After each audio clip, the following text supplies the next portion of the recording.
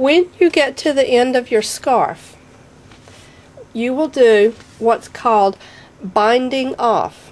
You have to be able to end this and get the yarn completely off the needle without the yarn just completely unraveling. The way we do this is we basically knit it off. We knit 2 stitches onto the right hand needle,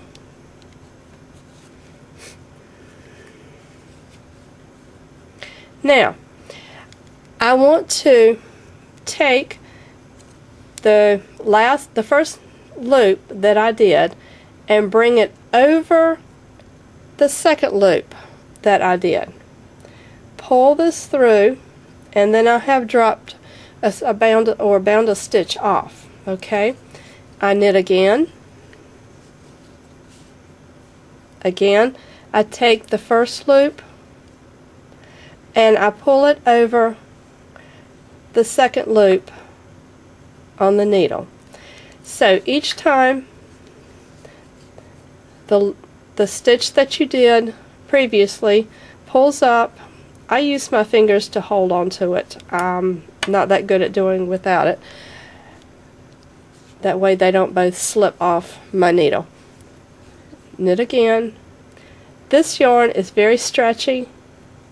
It's very good for demonstrating to new knitters. It's also very good for new knitters to learn on. It's very big, bulky, and I think it's much easier to see the stitches. It's easier to work with them with the big needles instead of the little tiny ones with the sport type yarn.